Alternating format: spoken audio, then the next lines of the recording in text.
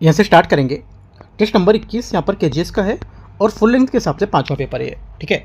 तो हम लोग यहाँ पर देखेंगे 5वां पेपर फुल लेंथ का, और यहाँ से ओवरऑल यहाँ पर 21 पेपर है। तो स्टार्ट करते हैं यहाँ से, देखते हैं इसको। क्वेश्चन नंबर 75 तक कर लीजिए, 76 से कवर करेंगे यहाँ से, और 150 क्वेश्चन तक देखेंगे इसके। आते 76 नंबर क्वेश्चन है।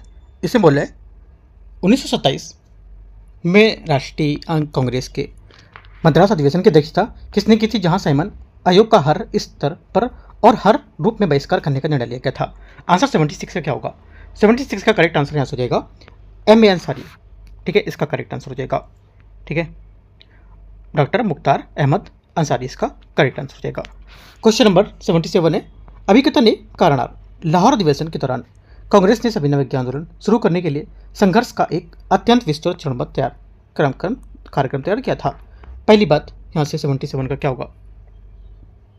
गलत है, क्योंकि दिसंबर 1929 में लाहौर अधिवेशन के कांग्रेस के ने संघर्ष के पर कोई विस्तृत चरणबद्ध योजना तैयार नहीं की थी। यद्यपि अधिवेशन ने अखिल भारतीय कांग्रेस कमेटी को सविनय विज्ञान कार्यक्रम शुरू करने को अधिकार दिया था, लेकिन इसका सटीक समय, तरीका और विस्तृत रणनीति पूरी तरह से महात्मा गांधी पर छोड़ दिया था। सेकेंड बात है, लाहौर अधिवेशन पर एक ऐतिहासिक प्रस्ताव पारित किया गया था, जिसमें पूर्ण स्वराज को कांग्रेस का आधिकारिक लक्ष्य घोषित किया गया था। सेकेंड बात सही है, ओनली 2 करेक्ट है। आंसर यहाँ से क्या होगा? पहला गलत था, दूसरा सही है, डी करेक्ट है यहाँ से। क्वेश्चन नंबर 78 है। भारत सरकार अधिनियम 1935 का कौन सा घटक वास्तव में लागू किया गया था? आंसर हो जाएगा, यह लागू किया गया था केवल प्रांतीय स्वायत्तता को लेकर के। बी करेक्ट आंसर होगा, क्योंकि भारत सरकार ने 1935 में ब्रिटिश भारतीय प्रांतों और रियासतों से मिलकर एक अखिल भारतीय संघ का प्रस्ताव रखा गया था। हालांकि यह संघीय ढांचा तभी अस्तित्व में आ सकता था जब एक निश्चित संख्या में जो रियासतें थीं ये विलय पर हस्ताक्षर कर सकती थी, ठीक है।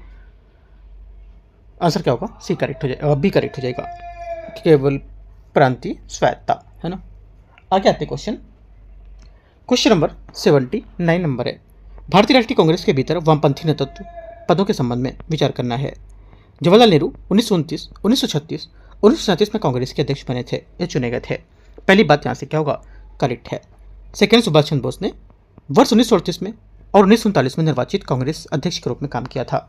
सेकेंड बात भी क्या होगी? करेक्ट हो जाएगी।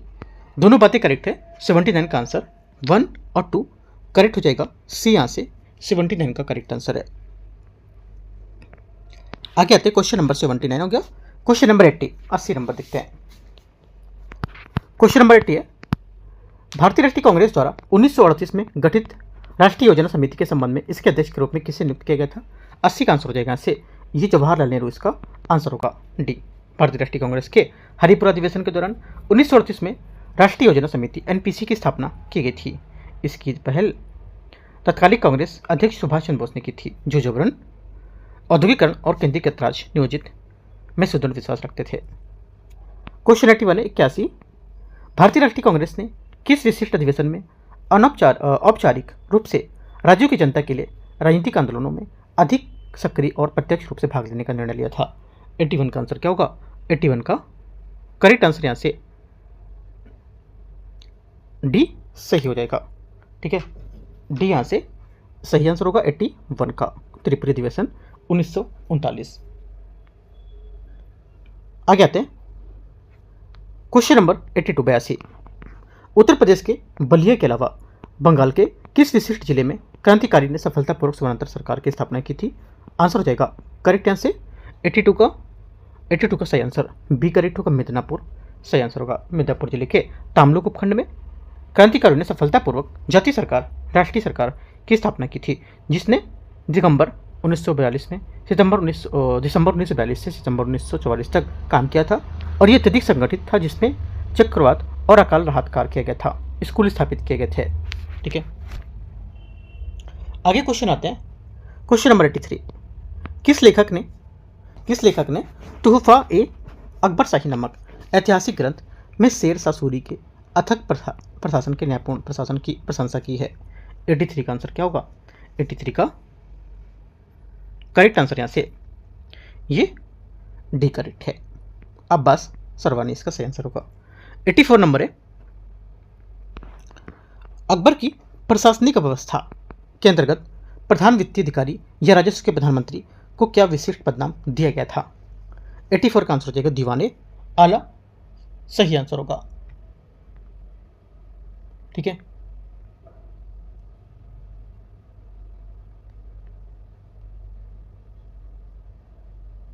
आगे आते हैं।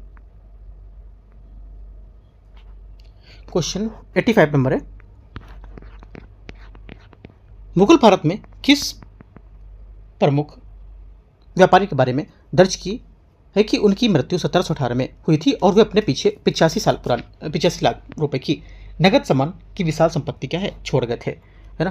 तो आंसर क्या हो जाएगा 85 का करेक्ट आंसर हो जाएगा इससे ये अब्दुल गफ्फार बोहरा इसका सही आंसर होगा। ठीक है, 1718 में उनकी मृत्यु के समय उनकी संपत्ति का मूल नगद और सामान रहित यहाँ पर चौका देने वाला 85 लाख रुपए था, जो उस समय एक आम नागरिक के लिए काफ़ी बड़ी रकम थी। ठीक है, 86 नंबर क्वेश्चन आते हैं 86।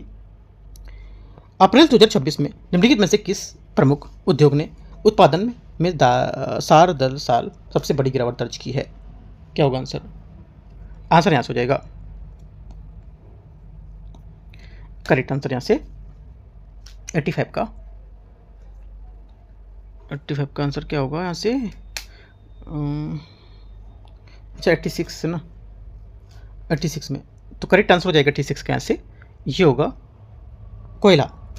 ठीक है, वाणिज्य एवं उद्योग मंत्रालय द्वारा अप्रैल 2026 के लिए जारी आंकड़ों के अनुसार सभी 8 क्षेत्रों में कोयला उत्पादन में सबसे अधिक वार्षिक गिरावट दर्ज की है, जो 8.7% रही है। इसका मुख्य कारण पिछले वर्ष का उच्च आधार प्रभाव और असर संबंधी बाधाएं थी। 87 नंबर है 87 विश्व के प्रमुख देशों में व्यापारिक रैंक 2025 के अनुसार भारत में कुल माल व्यापार किस स्थान पर रहा है? 87 का आंसर क्या होगा? 87 का सही आंसर यहाँ से 13वां सी यहाँ से करेक्ट आंसर होगा। ठीक है, 88 नंबर पूर्ण गरीबी रेखा के संबंध में विचार करना है। क्रय शक्ति क्षमता पीपीपी के अनुसार समायोजित विश्व बैंक की अंतर्राष्ट्रीय गरीबी रेखा निरपेक्ष गरीबी रेखा का एक उदाहरण होगा। पहली बात 88 का स्टेटमेंट यहाँ से सही है। सेकंड, अर्थव्यवस्था में समग्र आय वृद्धि के साथ साथ पूर्ण गरीबी रेखा स्वतः ही बढ़ जाती है। सेकंड बात क्या होगी? सेकंड बात यहाँ से गलत है, क्योंकि पूर्ण गरीबी रेखा अर्थव्यवस्था के समग्र आय वृद्धि का एक स्वतः नहीं बढ़ती है, ये केवल मुद्रास्फीति के अनुसार समायोजित होती है और ताकि क्रय शक्ति के समय पर साथ समान बनी रहे। ठीक है, तो ये गलत हो जाएगा। आगे आते हैं क्वेश्चन नंबर यहाँ से 91 89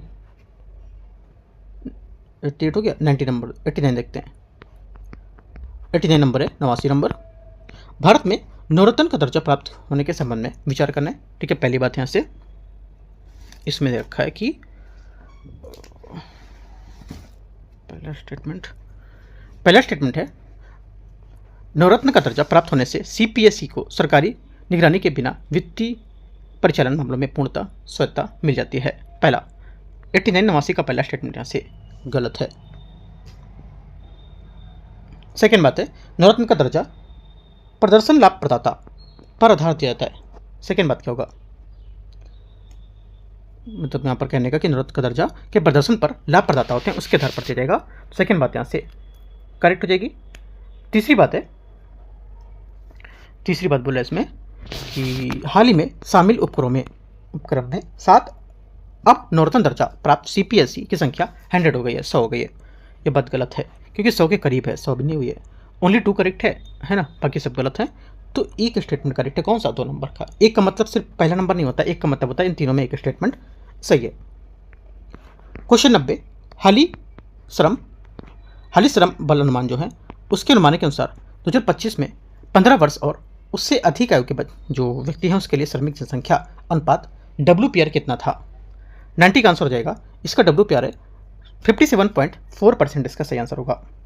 ठीक है, इसमें से पुरुष महिला कार्यबल करीब 76.6 रही है, जबकि महिला कार्यबल करीब यहाँ पर 38.8% दर्ज की गई है।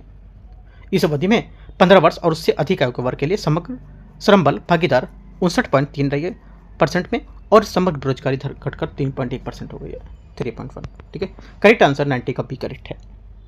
91 नंबर है UNDP द्वारा प्रकाशित लैंगिक असमानता सूचकांक के बारे में विचार करना है। यह स्वास्थ्य सशक्तिकरण और श्रम बाजार के विभिन्न आयामों में लैंगिक असमानता को मापता है। 91 का पहला करेक्ट। स्वास्थ्य सूचकांक स्वास्थ्य सूचक के रूप में केवल मृत्यु दर और किशोर जन्म दर ही उपयोग किया जाता है। सेकेंड बात करेक्ट है एकदम, क्योंकि यहाँ पर प्रजनन स्वास्थ्य में आयाम को दो ठीक संकेतक का उपयोग करके मापते हैं, मातृ मृत्यु अनुपात और किशोर जन्म दर, जिसे किशोर प्रजनन दर के रूप में भी कहा जाता है। तीसरी बात है, राष्ट्रीय संसद में वीटो का हिस्सा केवल महिलाओं के सशक्तिकरण के संकेत के रूप में उपयोग करते हैं। तीसरी बात क्या होगी? गलत है, क्योंकि हालांकि संसदीय सीटों का हिस्सा वास्तव में सशक्तिकरण का एक संकेतक है, लेकिन इसका उपयोग केवल महिलाओं के लिए नहीं होता है। ठीक है। चौथी बात है, इस सूचकांक में पुरुष और महिला दोनों की श्रम बल भागीदारी दरें शामिल होंगी। चौथी बात क्या होगी? चौथी बात यहाँ से करेक्ट है। 1, 2, 4 सही आंसर बी। क्वेश्चन 92 92 नंबर है, राष्ट्रीय गरीबी अनुपात जो है उसके बारे में समानता किससे प्राप्त किया जा सकता है? करेक्ट आंसर होगा 92 का, जहाँ पर घरेलू नमूना सर्वेक्षण होता है, प्राप्त जनसंख्या भारी समूह अनुमान है उससे। बी क्या होगा? 92 का सही आंसर होगा। राष्ट्रीय गरीबी अनुपात है, इसकी गणना केवल समष्टि आर्थिक औसत आंकड़ों को देखकर नहीं की जा सकती है। इसके लिए घरेलू स्तर के सूक्ष्म आंकड़ों की आवश्यकता होती है कि लोग वास्तव में क्या उपभोग कर रहे हैं या क्या कमा रहे हैं, चूंकि हर साल किसी देश में प्रत्येक घर में विस्तृत सर्वेक्षण करना संभव हो पाता है। 92 का बी। 93 नंबर है, अंतर्राष्ट्रीय मुद्रा कोष के बारे में विचार करने कि इनसे ऋण लेने वाले देशों को अक्सर किस प्रथा के तहत नीतिगत सुधार की आवश्यकता होती है? आंसर क्या होगा? 93 का करेक्ट आंसर हो जाएगा। यहाँ से क्या होगा? 93 का सही आंसर हो जाएगा बी। करेक्ट है। स्टरलाइजेशन क्या होगा? इसका सही आंसर होगा स्टरलाइजेशन। ठीक है। 93 का स्टरलाइजेशन क्या है? ये केंद्रीय बैंक का संचालन जिसे घरेलू मुद्रा आपूर्ति का विदेशी मुद्रा हस्तक्षेप में प्रभाव को बेअसर करने के लिए डिजाइन कर सकता है। 94 आते हैं, मोस्ट फेवर्ड नेशन के सिद्धांत के बारे में विचार करना है। 94 पहला, किसी एक सदस्य देश को दी गई कोई भी व्यापार रियायत सभी अन्य सदस्यों को दी जानी चाहिए। 94 पहला स्टेटमेंट यहाँ से सही है। MFN सिद्धांत का उद्देश्य शक्ति आधारित त्रिपक्षीय व्यापार व्यवस्थाओं को नियम आधारित बहुपक्षीय ढांचे से बदलना होता है। सेकंड भी करेक्ट है, दोनों बातें सही है। Answer C. 95 नंबर है, 95 भुगतान बैंकों के संबंध में विचार करना है। वे धन प्रेषण सेवाएं और डिजिटल बैंकिंग सुविधाएं प्रदान कर सकते हैं। भुगतान बैंक की अवधारणा उषा थोराट समिति की सिफारिश पर निकटता से जुड़ा हुआ है।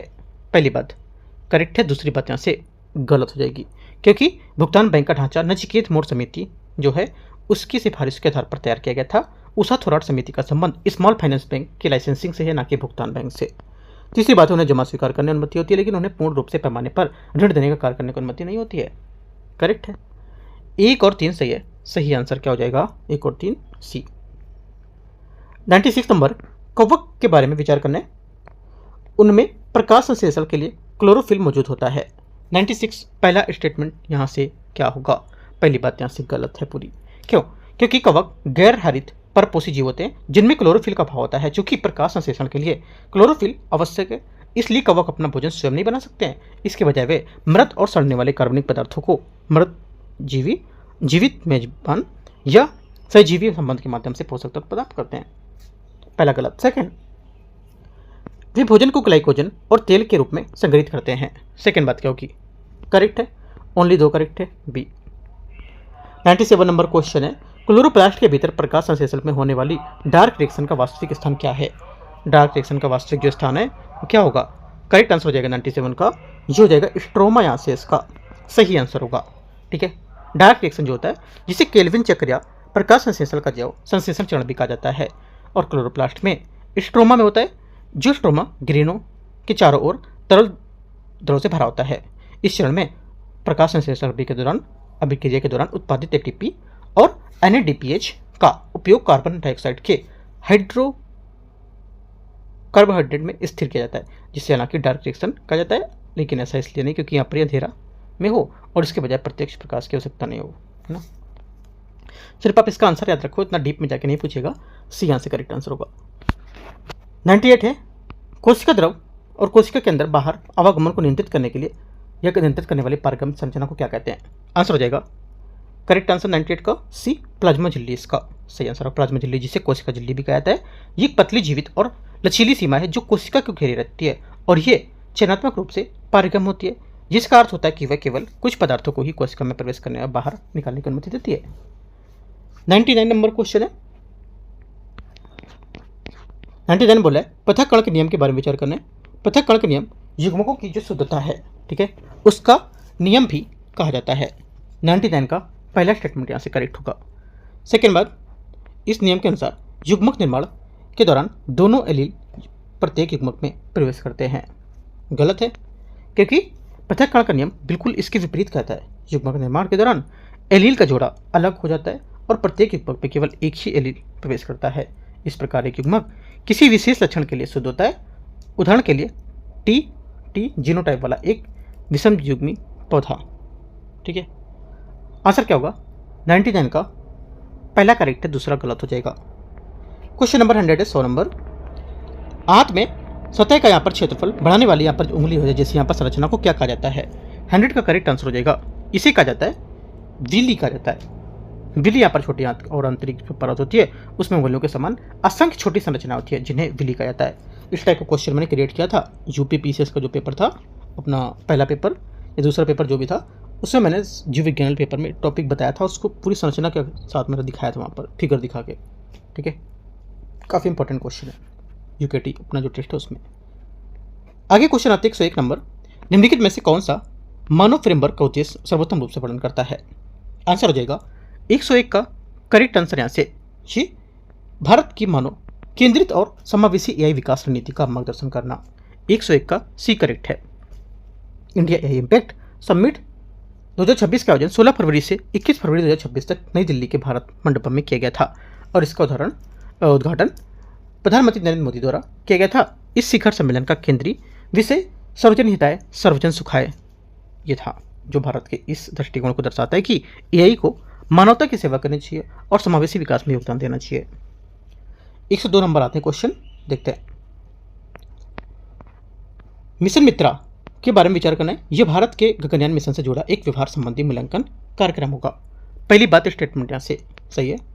यह अध्ययन भारतीय वायुसेना एरोस्पेस मेडिसिन संस्थान के सहयोग से क्या कर रहा है, किया जा रहा है। सेकेंड बात ये भी करेक्ट हो जाएगी। तीसरी बात है इसका उद्देश्य चालक दल के सदस्यों के शारीरिक, मनोवैज्ञानिक और परिचालन संबंध में आकलन करेगा। तीसरा भी करेक्ट है। 1 2 3 102 का आंसर क्या होगा, डी करेक्ट है। 103 नंबर है शांति अधिनियम 2025 के संबंध में विचार करना है। इसे 20 अक्टूबर 2025 को भारत के राष्ट्रपति की सहमति से प्राप्त हुई थी। पहली बात 103 का गलत है।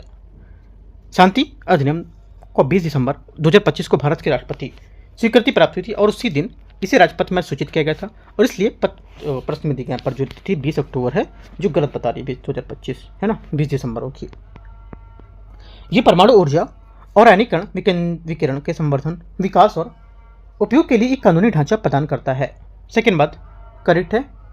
ये परमाणु संयंत्र स्थापित करने के लिए निजी क्षेत्र की भागीदारी की अनुमति देता है। तीसरी बात क्या होगी, तीसरी बात जो आपके यहाँ से हो जाएगी ये क्या होगी, तीसरी बात आपके यहाँ से करेक्ट होगी 103 का तीसरा करेक्ट है।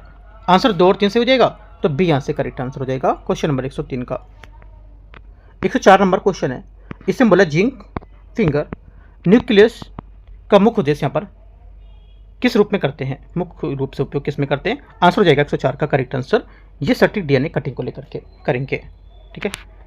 105 नंबर है ब्लेचले घोषणा पत्र का मुख्य उद्देश्य या इसमें से जो है ब्लेचले घोषणा पत्र मुख्य रूप से किससे संबंधित है, जैसे क्या उद्देश्य होगा। देखो ये संबंधित है किससे, आंसर हो जाएगा यहाँ से अत्याधुनिक एआई द्वारा उत्पन्न जो अवसर होते हैं उसके जोखिम को समझ को लेकर के, ठीक है। 106 नंबर है हाल ही में आयोजित टोपोग्राफीज ऑफ ट्रेंड यहाँ पर जो टेराकोटा एंड यहाँ पर टाइम और नामक यहाँ पर जो क्रॉस यहाँ पर कल्चरल इंटरनेशनल आर्ट एग्जीबिशन ऐसे किस शहर में आयोजित किया गया था, बताना है आपको। ये 106 में ये cross cultural international art exhibition किस शहर में आयोजित किया गया था। आंसर हो जाएगा 106 का करेक्ट आंसर यहाँ से ये क्या होगा, सही आंसर डी करेक्ट है, हैदराबाद। क्वेश्चन नंबर 107 है भारत ने हाल ही में किस देश ने किस देश से bay of Bengal programme inter governmental organisation की अध्यक्षता ग्रहण की है? 107 का आंसर होगा यहाँ से सी, बांग्लादेश इसका करेक्ट आंसर होगा। 108 ब्रीटा द्वीप जो हाल ही में रक्षा के सहयोग से यहाँ पर अधिग्रहण को लेकर खबरों में था, अरब सागर में निम्नलिखित में से किस द्वीप के निकट स्थित है? आंसर 108 का हो जाएगा यहाँ से क्या, सी करेक्ट है, अगाती द्वीप इसका सही आंसर होगा। बित्रा द्वीप लक्षद्वीप का सबसे छोटा आबाद या बसा हुआ बोल सकते हो द्वीप है और ये अरब सागर के अगत्ती द्वीप के करीब स्थित है। ये द्वीप लक्षद्वीप द्वीप समूह में रणनीतिक रूप से एक महत्वपूर्ण स्थान रखता है। 109 नंबर क्वेश्चन है, निम्नलिखित में से कौन सा संगठन हाल ही में राष्ट्रीय अनुभव पुरस्कार 2025 में पहली बार पुरस्कार विजेता बना था? आंसर 109 का क्या होगा? 109 का करेक्ट आंसर यहाँ से बी होगा, SBI BHEL भेल इसका आंसर होगा। ठीक है। 110 नंबर है, भारत की पहली कृत्रिम बुद्धिमत्ता से सुसज्जित आंगनवाड़ी निम्नलिखित में से किस स्थान पर स्थापित की गई है? 110 का आंसर हो जाएगा, ये स्थापित की गई है, करेक्ट आंसर ए, वदमन्ना गांव नागपुर, ये आंसर होगा। ठीक है। क्वेश्चन नंबर 111 है, हाल ही में प्रकाशित पुस्तकों उनके लेखकों के हिसाब से विचार करना है। पुस्तक और इसके लेखक हिटमैन का होता है ना, हिटमैन का होता है, आ जाएगा आर कौशिक, सही है।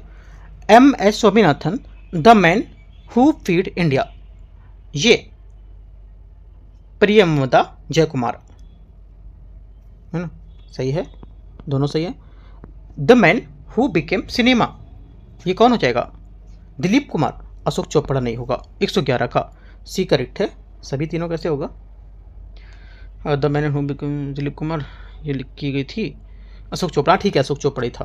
ठीक है, तो यहाँ पर इनका नाम दिया था यहाँ पर ये, ठीक है, दिलीप कुमार। तीनों बातें करेक्ट है, आंसर यहाँ से 1 2 3 सी। क्वेश्चन 112, हाल ही में शुरू किए गए PSLV C62 EOS N1 mission के संबंध में विचार करना है। ये न्यू स्पेस इंडिया लिमिटेड द्वारा संचालित 9वां समर्पित पॉजिटिव मिशन होगा। 112 का पहला स्टेटमेंट करेक्ट है। ये मिशन PSLV DL वेरिएंट का उपयोग करते हुए PSLV की 64वीं उड़ान होगी। सेकेंड बात, दोनों करेक्ट है, आंसर यहाँ से सी करेक्ट हो जाएगा। 113, मधुमलाई टाइगर रिजर्व के हाल ही में देखे गए ईस्टर्न इंपीरियल ईगल की आयुष्मान संरक्षण स्थिति क्या होगी? 113 का आंसर हो जाएगा यहाँ से, इसकी स्थिति है सुभेद, वो वल्नरेबल बोल सकते हो। ठीक है, ये एक बड़ा प्रवासी शिकारी पक्षी है जो यूरोप और मध्य एशिया और दक्षिण एशिया के कुछ हिस्सों में पाया जाता है। भारत इस प्रजाति के लिए सर्दियों में महत्वपूर्ण प्रवासी स्थल के रूप में काम करता है। आगे क्वेश्चन 114 नंबर है, DRDO द्वारा हाल ही में परीक्षण की गई तीसरी पीढ़ी की मानव चालित एंटी टैंक गाइडेंस मिसाइल का परीक्षण कहाँ किया गया था? 114 का आंसर हो जाएगा 114, करेक्ट आंसर सी, केंजे रेंज, अलिया नगर, महाराष्ट्र, सी यहाँ से 14 का सही आंसर होगा। 115 नंबर है, 15, दुनिया की सबसे लंबी एक्सप्रेस वे सुरंग जो है इसका हाल ही में चीन के निम्नलिखित में से किस शहर में या किस क्षेत्र में उद्घाटन किया गया है? बताना है आपको, करेक्ट आंसर हो जाएगा, ये किया गया था कहाँ पर? सोचो क्या होगा इसका आंसर, बताओ। करेक्ट आंसर हो जाएगा 115 है ना, हाँ 115 का सही आंसर हो जाएगा आपका। यहाँ से क्या होगा? सिंजियांग स्वायत्त क्षेत्र है, यहाँ पर होगा ए नंबर।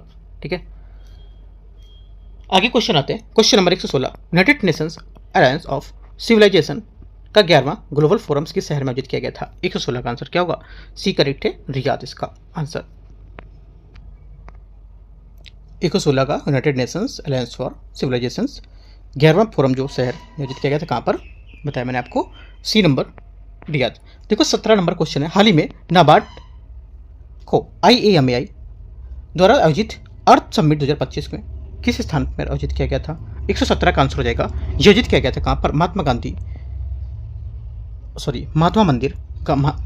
मंदिर गांधीनगर। ठीक है, महात्मा गांधी नहीं है, महात्मा मंदिर गांधीनगर है, राइट, गुजरात।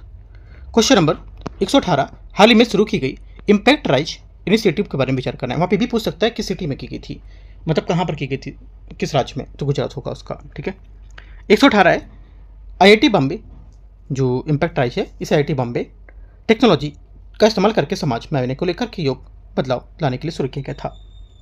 पहली बात गलत है, ठीक है, क्योंकि यहाँ पर पहले की शुरुआत भारतीय प्रौद्योगिकी संस्थान खड़गपुर द्वारा की गई थी, ना कि IIT बॉम्बे द्वारा। सेकेंड बात है, महिलाओं पर केंद्रित स्वास्थ्य समाधान और स्वच्छ ऊर्जा इसके मुख्य फोकस पर क्षेत्रों में शामिल था। सेकेंड बात सही है। ओनली 2 सही पूछा है तो, गलत पूछा है तो 1 गलत होगा, सही पूछता तो केवल 2। 119 नंबर है, निम्नलिखित में से कौन सा भारत का पहला निजी तौर पर विकसित कक्षीय श्रेणी का रॉकेट है जिसका हाल ही में हैदराबाद में स्काई रूट एरोस्पेस द्वारा अनावरण किया गया है? आंसर 119 का क्या होगा? 119 का सी विक्रम फर्स्ट इसका सही आंसर होगा। भारत का पहला निजी तौर पर विकसित ऑर्बिटल क्लास कक्षीय श्रेणी का रॉकेट है जिसका अनावरण हैदराबाद में स्काई रूट एरोस्पेस द्वारा किया गया है। इसे छोटे उपग्रह को निचली पृथ्वी कक्षा यानी लो अर्थ ऑर्बिट में स्थापित करने के लिए डिजाइन किया गया था। यह भारत के निजी अंतरिक्ष क्षेत्र में एक प्रमुख मील का पत्थर होगा। आगे आते हैं, क्वेश्चन नंबर 120 है 120। भारत के पहले हाइड्रोजन ऑक्सीजन प्रणोदन इंजन का हाल ही में निम्नलिखित में से किस कंपनी द्वारा परीक्षण किया गया था? 120 का आंसर हो जाएगा, ये किया गया था सी स्टारडोर, सही आंसर होगा। 121 नंबर है 121। पीडिया पेंटिंग जिसे हाल ही में भौगोलिक संकेतक जीआई टैग प्राप्त हुआ था, बिहार के किस क्षेत्र में संबंधित है? ये आंसर हो जाएगा संबंधित है भोजपुर, करेक्ट आंसर होगा इसका। 122 कुसियारगांव जैव विविधता पार्क बिहार के किस जिले में स्थित है? 122 का आंसर क्या हो जाएगा? ए करेक्ट है, अररिया है ना ये। 123 झील और यहाँ पर अवस्थिति के बारे में विचार करना है, कौन सा सही होगा? पहला बोला है कुशेश्वर स्थान झील दरभंगा, 123 क्या होगा? पहला करेक्ट है। सेकंड जगतपुर झील भागलपुर, सही है। अनुपम झील कहाँ पर होगा? कैमूर, वन्य अभयारण्य के भीतर स्थित है। और मुचलिन झील कहाँ पर है? बोध के जिले में, ठीक है। चारों बातें करेक्ट है, सही पूछा है तो सभी चारों डी। 124 है 124। निम्नलिखित में से कौन सा गर्म पानी के झरने नालंदा जिले में स्थित है? 124 का सही आंसर क्या हो जाएगा? यहाँ से एक तो ब्रह्मकुंड हो जाएगा, ठीक है, और एक आपको हो जाएगा सूर्य कुंड, दोनों कुंड है, यहाँ से आंसर होगा। 125 नंबर है, निम्नलिखित में से कौन सा जलप्रपात बिहार के नियाग्रा के नाम से प्रसिद्ध होगा? 125 का करेक्ट आंसर हो जाएगा, ये है आपका ककोलत जलप्रपात, सी करेक्ट आंसर है। ककोलत जलप्रपात जो बिहार झारखंड सीमा के पास नवादा जिले के स्थित है और बिहार के सबसे प्रसिद्ध प्राकृतिक आकर्षण में से एक है। लगभग 160 फीट ऊंचाई पर गिरने वाला यह जलप्रपात अपने एकदम साफ ठंडे पानी और तरल पर बनने वाले प्राकृतिक कुंड को लेकर प्रसिद्ध है, जिसे गर्मी के मौसम में एक लोकप्रिय पर्यटन स्थल बनता है। 126 नंबर, अभिकथन है कारणार, बिहार में वर्षा का मौसम जून के मध्य में शुरू होता है। 26 का पहला स्टेटमेंट करेक्ट। अरब सागर से आने वाले तूफान जब बिहार के ऊपर से गुजरता है तब मानसून की शुरुआत होती है, गलत हो जाएगा ये बात सेकंड वाली, क्योंकि बिहार में मानसून की शुरुआत अरब सागर से उठकर राज्य के ऊपर से गुजरने वाले जो किसी तूफान के कारण नहीं, बल्कि ये बिहार में अधिकांश वर्षा दक्षिण पश्चिम मानसून की बंगाल की खाड़ी शाखा से होती है, ठीक है। ओनली 1 करेक्ट है, आंसर क्या होगा? सी। 127 127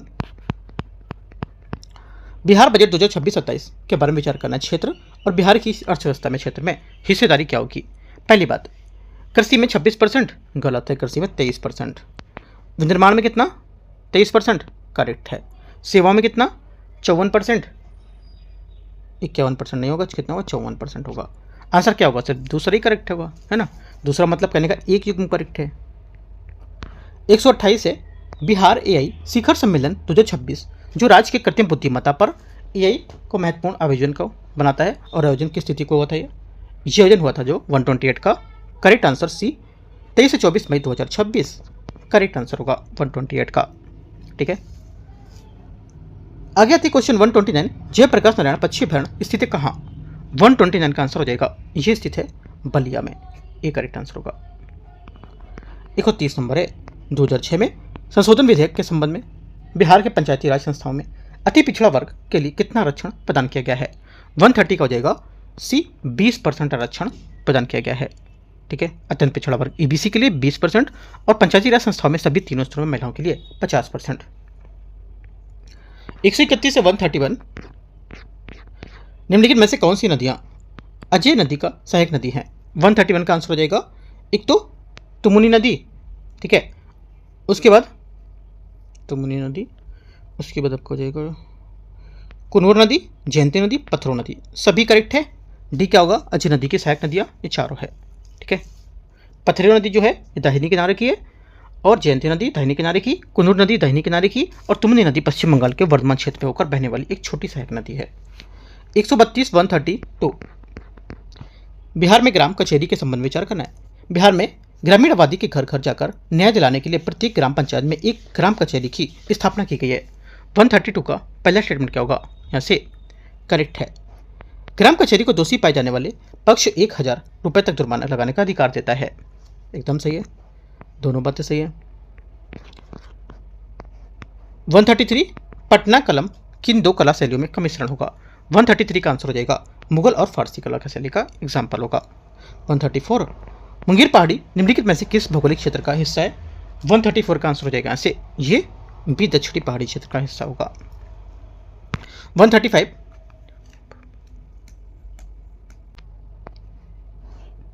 135 है बिहार में खादर मिट्टी के संबंध में विचार करना है। ये गंगा गंडक और कोसी जैसी नदियों की निचली घाटियों में फैली हुई है। 135 का पहला करेक्ट है। ये दरभंगा, सहरसा और पुणे जैसे जिलों में प्रमुखता से पाई जाती है। सही है। ये गहरे भूरे रंग की होती है जिसमें नाइट्रोजन की कमी होती है और ये अत्यधिक उपजाऊ भी होती है। तीनों बातें क्या हो जाएंगी इसकी? करेक्ट है। हाँ, तीनों करेक्ट है। आंसर क्या होगा 135 का? 1 2 3 और डी करेक्ट है। 136 अभिकथन ए और कारण आर। बिहार की उत्तरी नदियां हिमालय और ट्रांस हिमालय से निकलती हैं और अपने साथ भारी खाद्य मात्रा मिलाती हैं। 136 का पहला क्या होगा? 136 का पहला स्टेटमेंट करेक्ट है। सेकंड बात है कारण बिहार की दक्षिणी नदियां छोटा नागपुर पठार से निकलती हैं और वर्षा पर अधिक निर्भर रहती हैं। सेकंड बात क्या होगी 36 का? करेक्ट है। दोनों सही है। आंसर बी, लेकिन व्याख्या नहीं कर रहा है। क्यों? क्योंकि यहाँ पर बिहार की उत्तरी नदी की बात कर रहा है, यहाँ पर बिहार की दक्षिणी नदी की बात करने लगा। ठीक है, इस वजह से गलत है, मतलब इसकी व्याख्या गलत है। बाकी दोनों जो स्टेटमेंट बता रहे हैं स्टेटमेंट एकदम करेक्ट लिखे हुए हैं। ठीक है। क्वेश्चन 137 निम्नलिखित में से बिहार के किन शहरों को स्मार्ट सिटी मिशन के तहत चुना गया है? 137 का आंसर हो जाएगा ये चुना गया है। एक तो पहला पटना, दूसरा भागलपुर, चौथा आपका मुजफ्फरनगर, गया यहाँ से नहीं होगा। 37 का बी करेक्ट है।